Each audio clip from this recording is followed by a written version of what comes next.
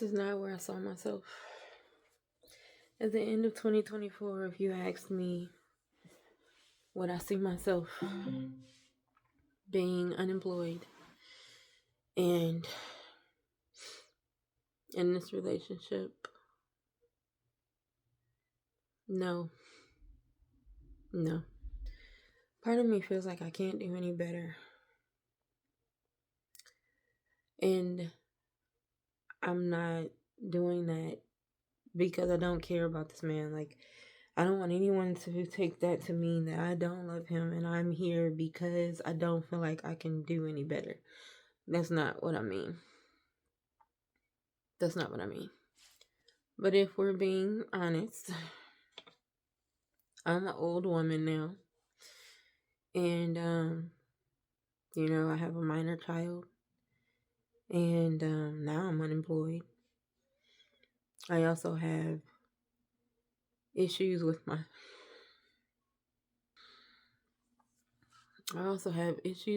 mouth that I can't afford to fix.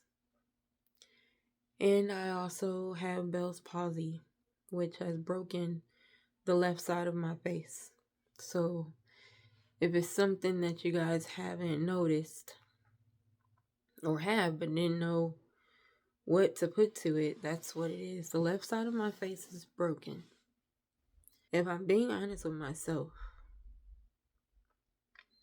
yes, part of me is holding on because I don't want to be alone. That's just the truth. I don't feel like anyone will accept me the way that I am. The way that I am now happened and occurred while I was with Doug. And so he saw me before my mouth issues and before my face broke. And so he knows who I used to be, and that's who he got to know, and that's who he fell in love with, who I used to be. I don't see anybody falling in love with me as I am right now. So that's the truth. Part of it. The other part is I do love him, and I do want to make this relationship work. I do want the best for us. I want to spend my life with him. So this isn't like a fly-by-night thing. I mean, we live together. We've been together for quite some time, and it's not something that I just want to throw away, regardless of those other reasons. The main reason is because I do love him. He is who I want to be with. We chose one another at one point in time, and I don't want to throw it all away because of some misunderstandings or because some disagreements or some some instances where we are not on the same page. Once upon a time we were amazing. Is that delusional though to think that because you had it once you can have it again? I've heard people say that we often hold on to it because of how it used to be. And I know I just said that, but so I'm definitely not trying to contradict myself here, but I am trying to make it clear that more than one thing can be true at one time. Like, two things can be true at one time, or like I said, more than one. And all of those are definitely factors, but are they like 100% of it or 50% of it? No. My love for him and my willingness to make this relationship work is probably 80% of it. And then the other pieces that I mentioned are part of the other 20%. And even though those are part of it, like I said, they're not the majority. So I think that's just being honest. That's just truth. How many people are true and honest these days?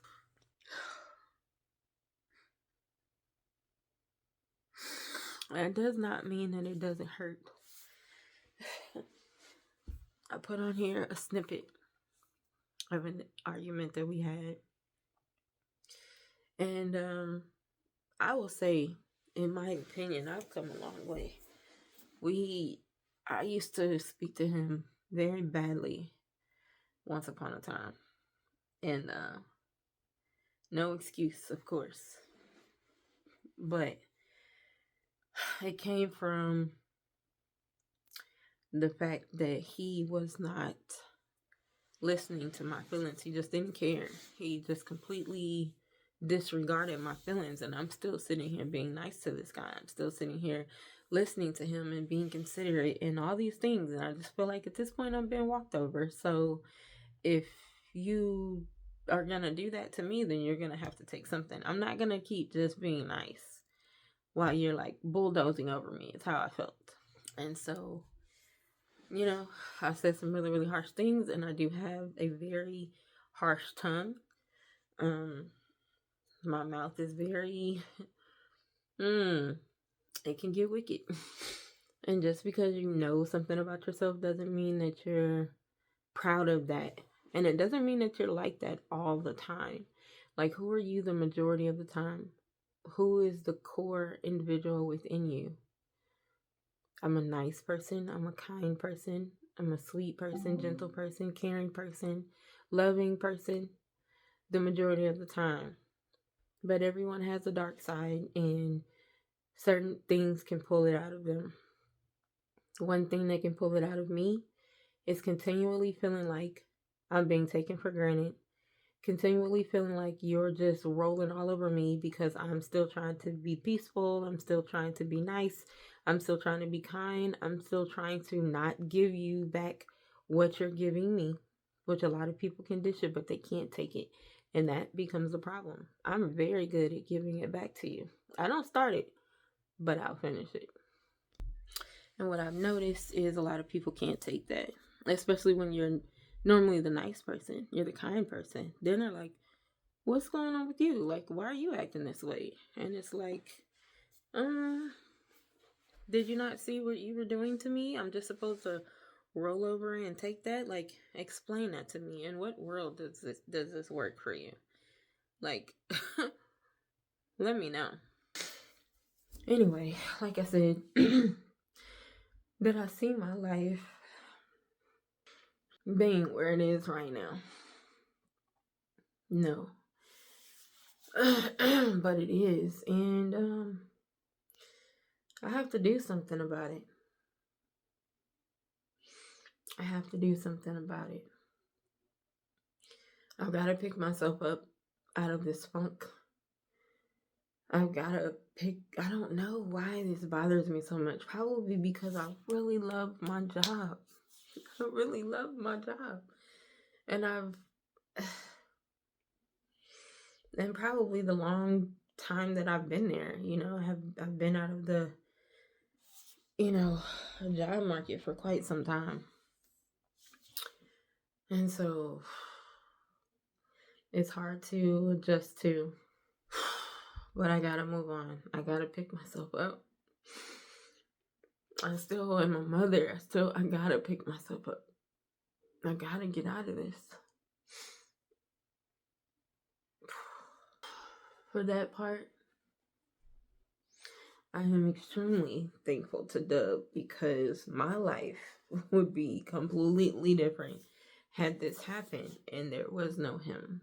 So I'm thankful for the way, the situation that I'm in, because he is able to pick up some of the slack that I will be leaving while I'm not working. And he told me everything's going to be okay. Everything will be fine. Don't worry. Even though that's easier said than done. Like, I have my own personal bills. I'm not worried about the house, but I have my own personal things. And I just...